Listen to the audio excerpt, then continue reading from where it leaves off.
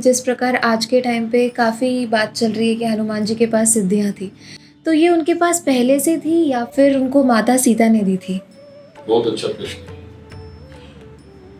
गोस्वामी श्री तुलसीदास जी महाराज ने हनुमान चालीसा में लिखा है, जो 31वें नंबर की है, अष्ट सिद्ध नव निधि के दाता, असवर दीन जानकी माता। माता जी। सीता ने उनको अष्ट सिद्धियां दी, लेकिन उससे पहले अभी प्रश्न आपके दिमाग में आएगा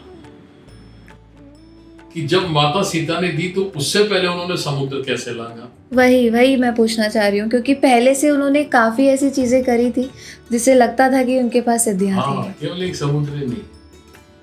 हनुमान जी को एक छोटा सा प्रसंग आता है। हनुमान जी को बाल्यावस्था में जब वो छोटे थे, तब उनको एक श्राप मिला था ऋषियों द्वारा कि हनुमान, तुम अपने बल जी। बुद्धि सामर्थ्य को भूल जाओगे, हम्म। और वो जब याद आएगा जब राम जी का काज होगा और कोई प्रबुद्ध श्रेष्ठ जन तुम्हें उसका स्मरण कराएगा तो तुम्हें याद आएगा, उससे पहले तुम भूल जाओगे।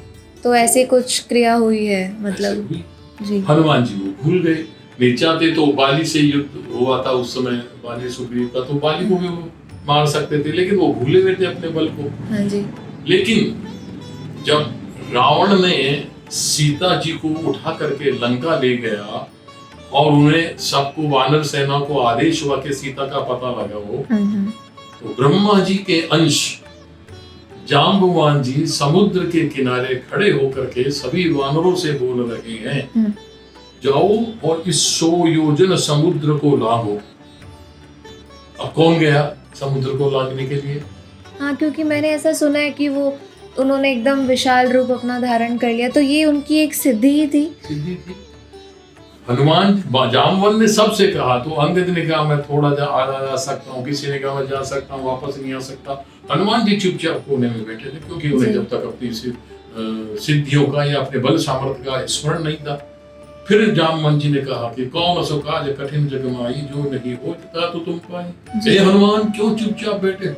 उठो, और इस राम काज में तुम्हारा सहयोग बहुत आवश्यक है। तुम्हारा जन्म ही इसीलिए हुआ है, तुम्हारा अवतार ही इसीलिए हुआ है। तो ये रियलाइजेशन उन्होंने उनको ये करवाई। उन्होंने करवाया, और अच्छा। जैसे ही उन्होंने करवाया, हनुमान जी ने एक जबरदस्त हुंकार भरी, वाह। और हुंकार भी ऐसी भरी कि उन्होंने पूरी 10 दिशाएं गूंज उठी। और गूंजने के बाद उन्होंने अपने शरीर को ऐसा बढ़ाया, यूं अंगड़ाइयां ले करके शरीर को भूधराकार शरीरा,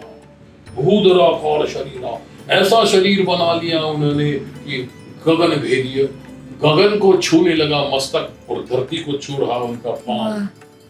इतना बड़ा उन्होंने शरीर बना लिया। ये भी तो एक सिद्धि थी। ये भी सिद्धि, क्योंकि मैंने देखा है कई, कह सकते हैं आप, एनिमेटेड मूवीज चलती है या फिर कुछ सुना है मैंने कहीं, तो ये भी एक उनकी सिद्धि थी। लेकिन ये सिद्धि कौन सी थी? हाँ, इसका नाम भी होगा कुछ। ये सिद्धि थी महिमा। महिमा सिद्धि। ये महिमा सिद्धि थी। अच्छा। महिमा सिद्धि मतलब अपने शरीर को चाहे जितना विस्तार दे दो, इस सिद्धि से।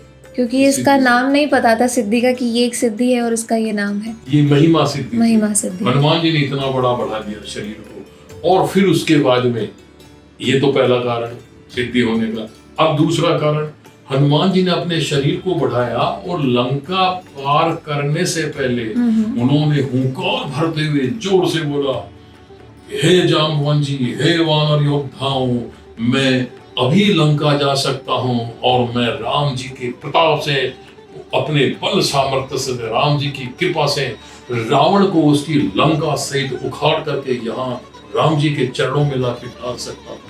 चाहूं तो चंद्रमा को निचोड़ करके उसका अमृत यहाँ लाके रख दूं। मुझे इस समय ब्रह्मा विष्णु महेश कोई भी नहीं रोक सकता। इतना उनमें पावर आ गया हनुमान जी में। उनको उनकी सिद्धियां याद आ गई, उनको उनका बल सामर्थ्य याद आ गया जी।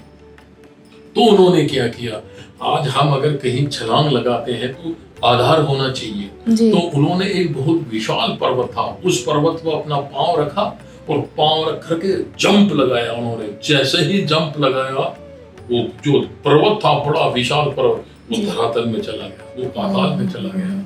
इतना बल सामर्थ्य हनुमान जी में आ गया।